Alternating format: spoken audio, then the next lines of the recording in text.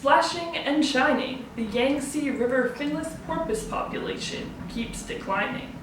Creatures who once frolicked amongst the waves now lie in their watery graves. Hydroelectric dams and urbanization block their migration, bringing the porpoises more than just frustration. Hope comes with scientists and charitable foundations.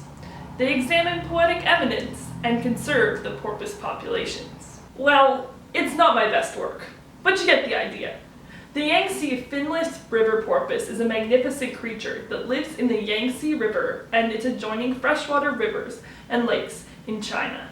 Their populations have taken a nosedive, pardon my pun, in recent years due to the building of hydroelectric dams on the Yangtze River and other general urbanization. Fortunately, scientists Yaoyao, Zhang, and their team are reading through hundreds of poems in order to save these magnificent creatures.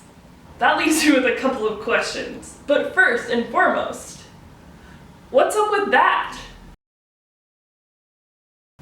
The Yangtze River porpoise is the only currently surviving species of freshwater porpoise. This species' home range spans the middle and lower reaches of the Yangtze River and surrounding rivers and lakes.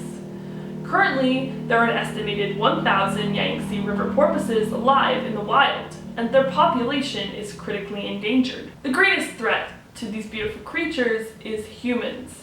Human disturbances, particularly through urbanization, development, and dam construction. Hydroelectric dams block the species' ability to migrate, which is a critical part of their life cycles. Conservation scientists typically use survey data and historical information to determine bass distributions. Unfortunately, there are only robust survey records about the Yangtze River porpoise populations from the last few decades, which really isn't enough information to determine the real scale of species habitat loss. Scientists need to understand where these porpoises were living before they understand what problems they are facing now, and how far they are towards the point of extinction. Here's where the poetry comes in. Upon finding very little data about the far past habitat range of the species, scientist Zhang and their team found a new place to look: ancient poetry. For 1,400 years, the Yangtze River porpoise has been the subject of Chinese poetry. Poets traveling by boat often wrote about the Yangtze River porpoise sightings and their magnificent calls. 724 poems were identified by these scientists dating back to the Tang Dynasty. That's 618 to 907 AD, or 1,400 years ago. Here is one of the ancient poems that Zhang and their team used to conduct this study. In English, it says, "Emerald woods embrace the cliff's bold line, painting the sky's hue where river and reflection twine. Porpoises chased moonlight on silvered tides as dragons summoned storm clouds loom in sight." Often these poets, about 50% of the poems, made note of the location whilst traveling in diaries, or were famous enough poets that their writing location could be determined through further research. Here we have an image of one of the emperors traveling down the river who could have been writing poetry about these porpoises. Now these poems can serve as documentation of the decline of the Yangtze River porpoises' habitat and populations.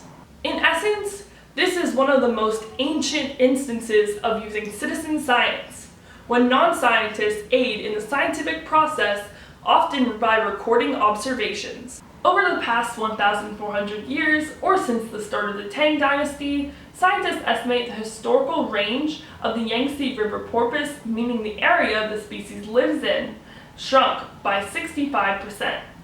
This figure from the paper authored by Zhang and their team clearly shows how the distribution of this species has changed from the Tang Dynasty to modern time. If we zoom into just these two maps, the oldest and the most modern, you can clearly see the decline in the species distribution. The most habitat loss occurred during the time between the Qin Dynasty and today, meaning the extinction started out rather gradually, but occurred rapidly in more modern times. While overall, the loss experienced by the Yangtze River porpoise in its habitat is quite high, with 33% of mainstream river habitat being lost due to human activities. Specifically high loss occurred in the tributaries and lakes adjoining the Yangtze River. Only about 9% of this historical range remains. Understanding the severity of the Yangtze River porpoise's habitat range decline would not have been possible without this research. And that is how a lab of brilliant scientists and some ancient literature came together to move one step closer to conserving this wonderful species. That's it for me today, folks. I hope you enjoyed this story. Let me know your thoughts in the comment section down below, and make sure to subscribe and give me a thumbs up for more videos. Stay curious. The Yangtze River Porpoise. Hi. Hello.